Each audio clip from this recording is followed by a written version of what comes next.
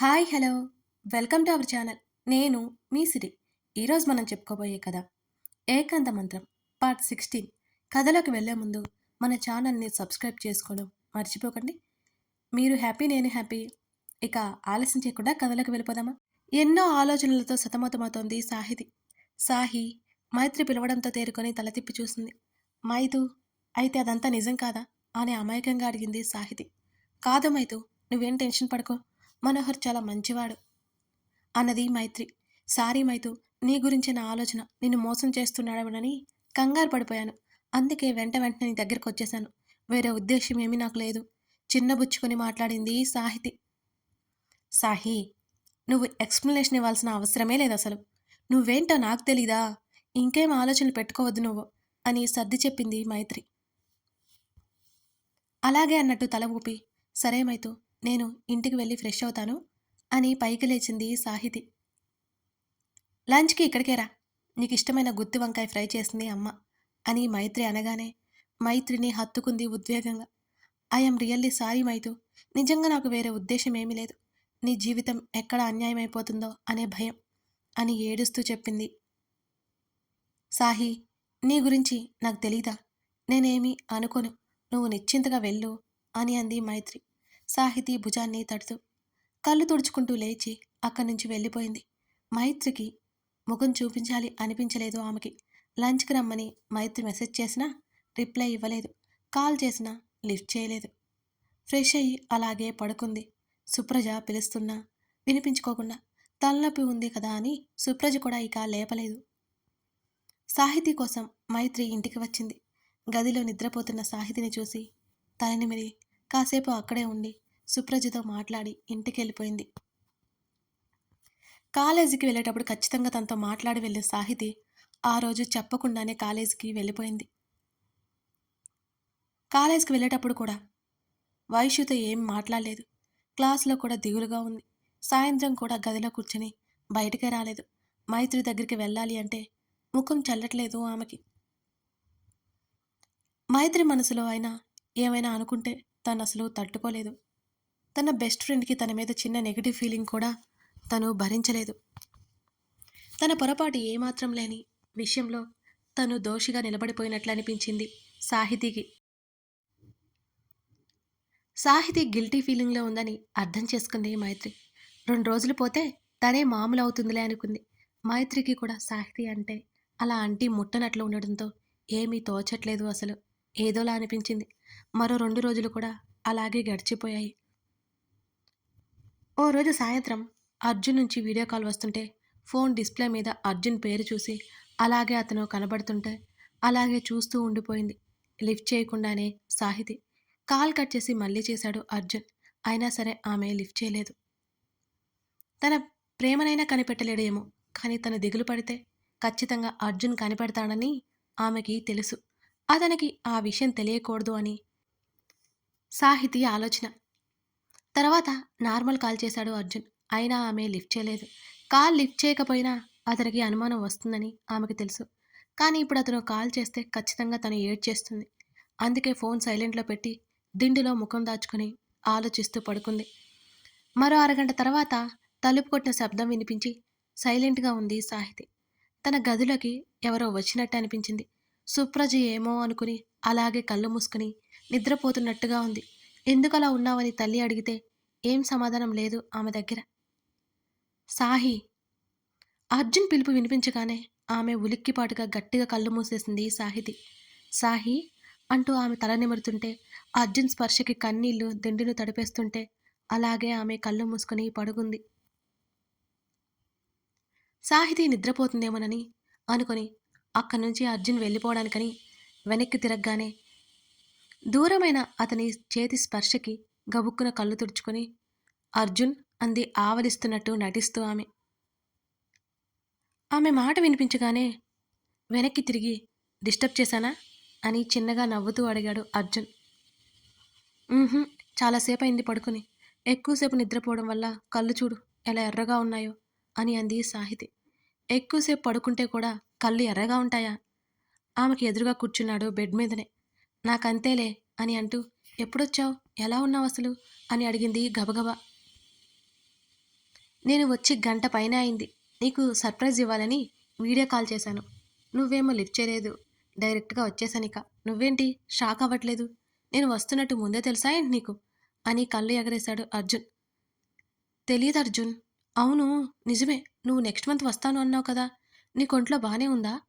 అని గబగబా అడుగుతూ అతని నుదుటి మీద చేయి పెట్టి అడిగింది కంగారుగా.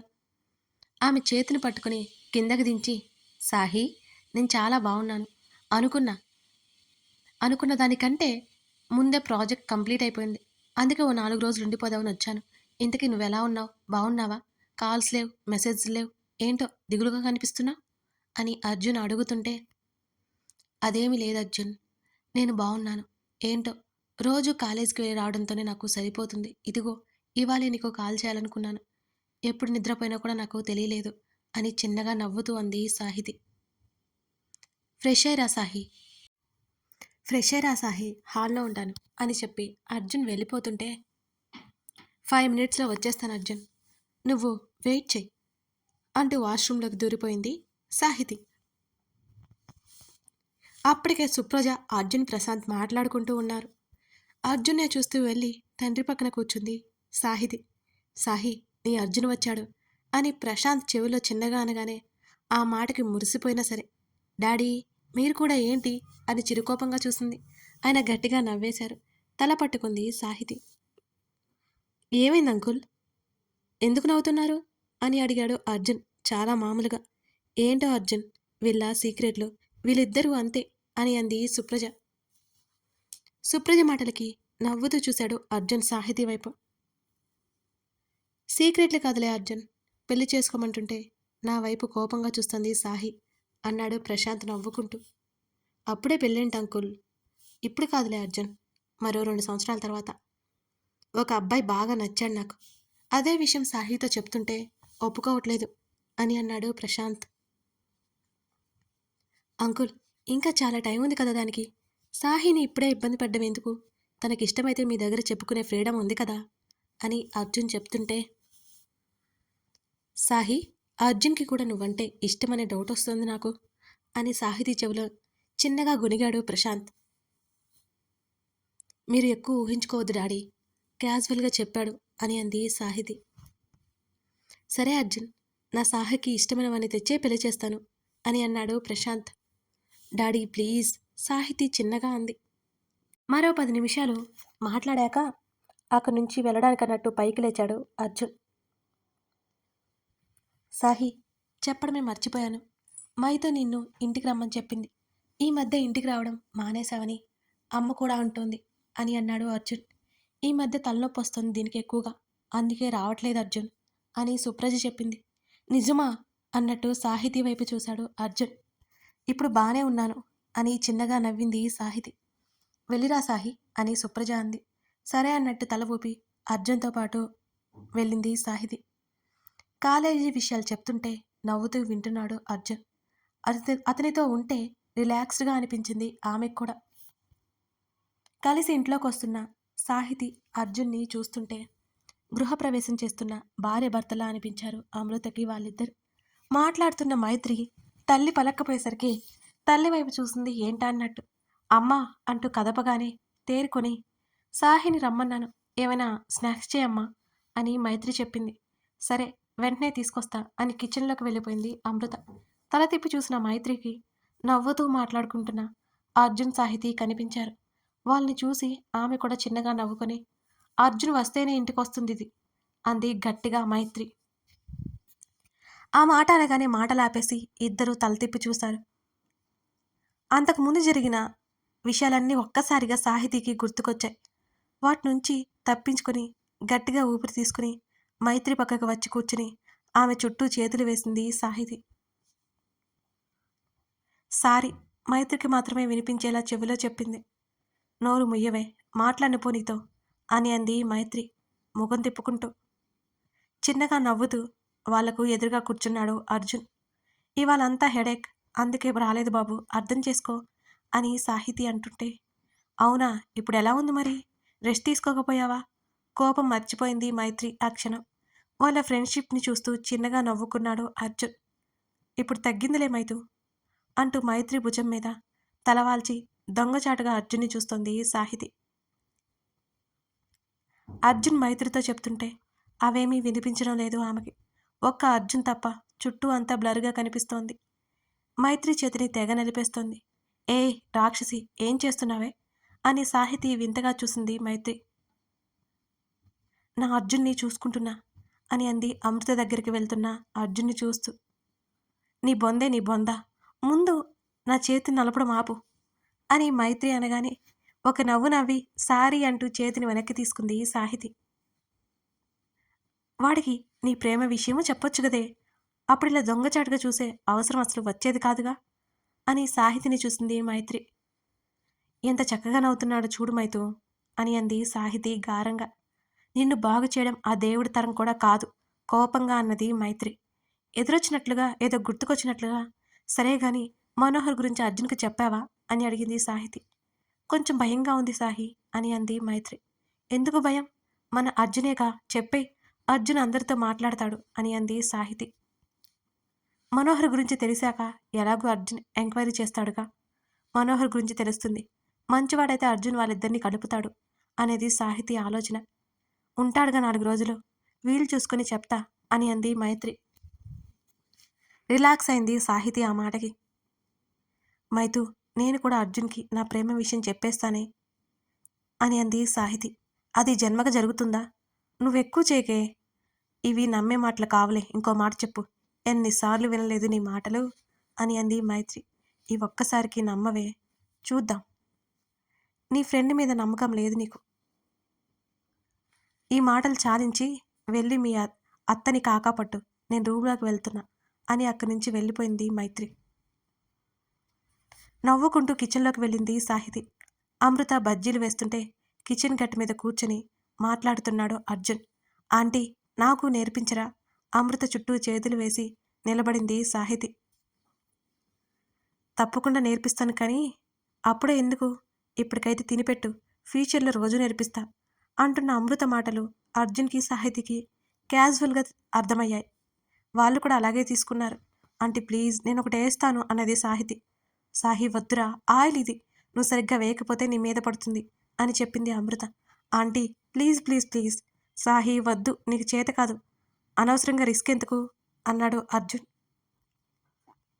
నువ్వే ఫ్రెండ్వే అర్జున్, ఎంకరేజ్మెంట్ చేయకుండా డిస్కరేజ్ చేస్తున్నావు అని మూతి ముడిచి దూరంగా నిలబడింది సాహితి. అలాగే సాహితి గారు, ఇప్పుడు మీరు బజ్జీలు వేయండి, నేను ఎంకరేజ్ చేస్తాను. కమాన్ సాహితి, కమాన్ కమాన్ అంటూ క్లాప్స్ కొట్టాడు అర్జున్. చూడండి ఆంటీ, అర్జున్ ఏమంటున్నాడో, ఎంత వెటకారంగా మాట్లాడుతున్నాడో అంటూ అమృతకి కంప్లైంట్ ఇచ్చింది సాహితి. వాళ్ళ మాటలకి నవ్వేసింది అమృత. సరే సాహి, ఒక్కడంటే ఒక్కటే సరేనా అంది అమృత. సంతోషంగా తల ఊపి స్టవ్ దగ్గరికి వెళ్ళింది. మెల్లిగా మిర్చికి పిండి పట్టించి నూనెలో వేసింది. గబుక్కున వెనక్కి వచ్చేసింది భయంతోనే. అమృత, అర్జున్ ఆమెను చూసి నవ్వుకున్నారు. అది ఒక్కటి విజయవంతంగా పూర్తి చేసి, చూసావా అర్జున్, ఈ సాహితీకి రానిది ఏమీ లేదు అంటూ కళ్ళు ఎగరేసింది అతన్నే చూస్తూ. అబ్బో అన్నట్టుగా చూశాడు అర్జున్. ఇది నేను వేశాను, ఎలా ఉందో చూడు అంటూ అప్పటి వరకు నూనెలో పెట్టిన గరిట చూసుకోకుండా చేత్తోనే పట్టుకుంది. ఆ గరిటకి వేడివేడి ఆయిల్ ఉండడంతో చేయి కాలి గట్టిగా అరిచింది సాహితి ఒక్కసారిగా. కంగారుగా దగ్గరకొచ్చాడు అర్జున్. సాహి, ఏమైంది అంటూ ఆమె చూసుకుంటున్న చేతి వైపు చూశాడు అతను. బొటనవేలుతో పాటు ఆ పక్క 2 వేళ్ళు కూడా కాలి ఎర్రగా కనిపించాయి. అయ్యయ్యో, కాలిపోయింది. అమ్మా, ఫస్ట్ ఎయిడ్ బాక్స్ ఎక్కడా? అర్జున్ హడావుడి చేశాడు.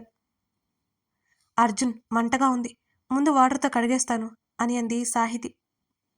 సాహి, వాటర్లో పెట్టకూడదు అంటూ ఉప్పు నీళ్ళిచ్చింది అమృత గబగబా. అందులో పెట్టగానే కాస్త చల్లగా తగిలింది చేతికి.